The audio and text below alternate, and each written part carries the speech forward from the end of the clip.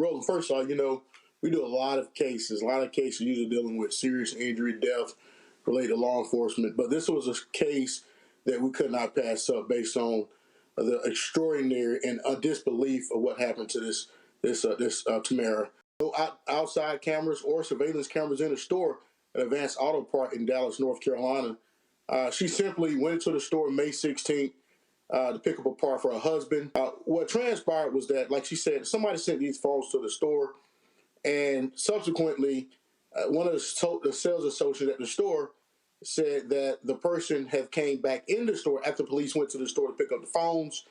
They came back into the store, and they took a picture of the person's license plate. On May 20th, Tamara was nowhere around the store. In fact, she was at her kids' pre-K graduation, her other kids' graduation, elementary school graduation, out with family, nowhere near the store. And law enforcement knew it because when they took the phones, and she freely gave the passcode to the phones once they had the search warrant, and they did forensics on the phones, Roland.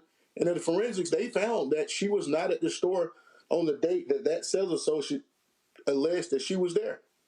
They knew that she did not commit this crime, but nevertheless, they pursued it. They got a warrant for her arrest. She was arrested. She lost everything: a job, great job, her good reputation, mugshot.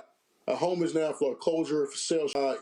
This is, and she's unemployable at the time because she was an insurance agent, and nobody wants to hire anybody who's been accused of stealing, identity fraud, or identity theft, especially when you have public trust and you deal with a public identity on a day out basis. So these one of those cases that law enforcement, overzealous law enforcement, a clerk that we will get to the bottom of what happened here, because she clearly gave false information to the police that Miss Parker was in the store. She was not. Law enforcement completely ignoring innocence, exculpatory evidence, and pushing forth an agenda that left this family upside down, literally, with finances and in a place that anybody could have been in, especially the Parker's family, where she was a law-abiding citizen, hardworking, taxpayer, no criminal record, making money, own her own home, equity, savings, accounts, good credit, and all of a sudden, all of that was taken